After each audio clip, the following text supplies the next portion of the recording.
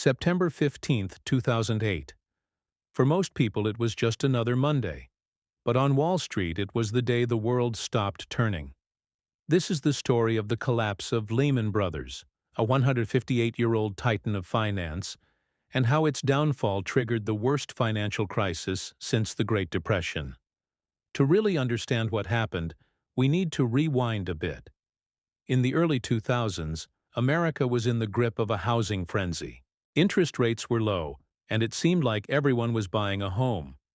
Lenders were handing out mortgages like candy, even to people who couldn't really afford them. These were called subprime mortgages. Now, you might be wondering, what does this have to do with a giant investment bank like Lehman Brothers? Everything.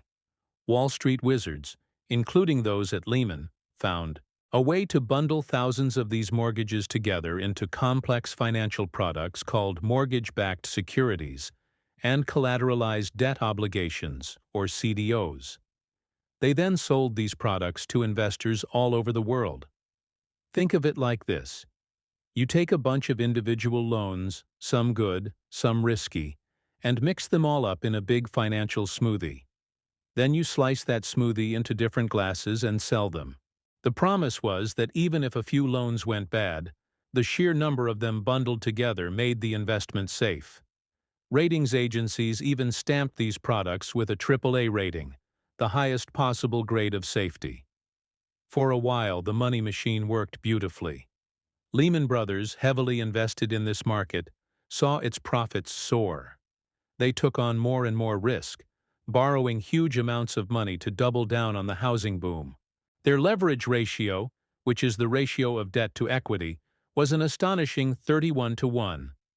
That means for every dollar of their own money, they had borrowed 31. But then the music stopped. Starting in 2006, interest rates began to rise. Suddenly, millions of homeowners with those subprime mortgages couldn't afford their monthly payments. Foreclosures skyrocketed. The housing market, which everyone assumed would only go up, began to crater. And those safe mortgage-backed securities? They turned out to be toxic. The financial smoothies were poisoned.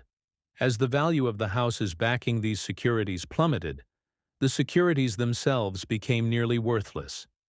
Panic started to ripple through the financial system. Banks looked at each other and realized they were all holding these ticking time bombs. No one knew who was solvent and who was about to go under. Trust, the very grease that keeps the wheels of finance turning, evaporated overnight. Lehman Brothers was at the epicenter of this earthquake. They were sitting on a mountain of these now toxic assets. Their stock price, which had been flying high, began a terrifying nosedive. Throughout 2008, the situation grew more and more desperate. The firm's CEO, Dick Fuld, nicknamed the Gorilla for his aggressive style, scrambled to find a lifeline.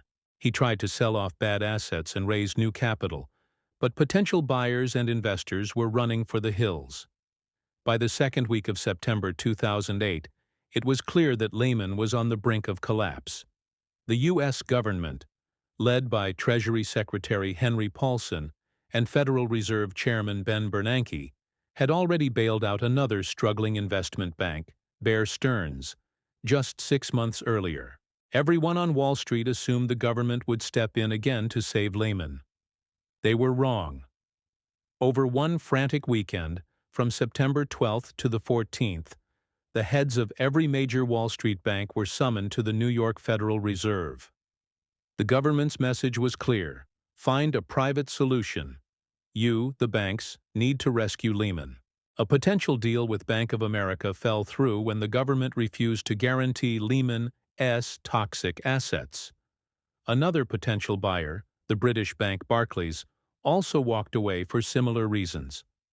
The government was drawing a line in the sand. There would be no public bailout for Lehman Brothers. The decision was a massive gamble. Officials hoped that letting Lehman fail would send a message to Wall Street about the dangers of excessive risk-taking, a concept known as moral hazard. They believed the system could absorb the shock. They couldn't have been more wrong. In the pre-dawn hours of Monday, September 15th, Lehman Brothers filed for Chapter 11 bankruptcy. It was the largest bankruptcy filing in U.S. history, with over $600 billion in assets. The news hit the global markets like a nuclear bomb. The Dow Jones Industrial Average plunged 500 points, its biggest one-day drop since the 9/11 attacks. The failure of Lehman didn't just contain the problem, it unleashed a financial contagion. A critical money market fund broke the buck, meaning its value fell below $1 per share, something that was supposed to be impossible. This caused a massive run on money market funds, which corporations use like bank accounts.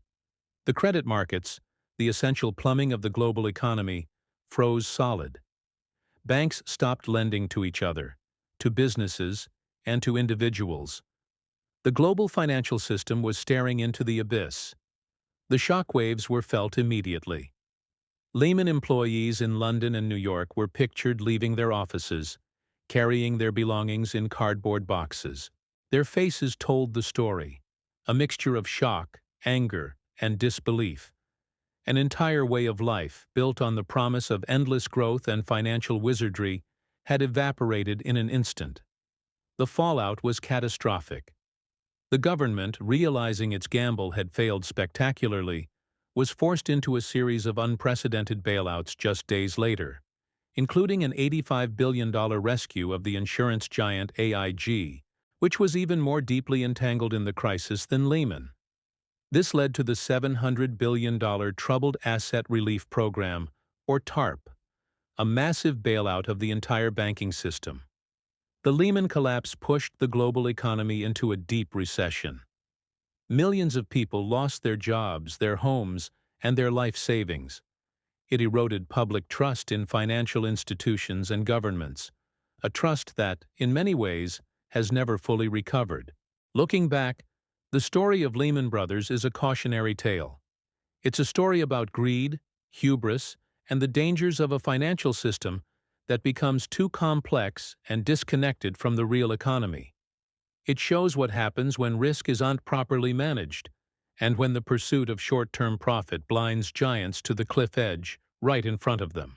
The day Lehman died wasn't just the end of a bank, it was the end of an era, and its ghost still haunts Wall Street today. Thanks for watching. If you found this story fascinating, please hit that like button and subscribe for more deep dives into the events that shaped our world. See you in the next video.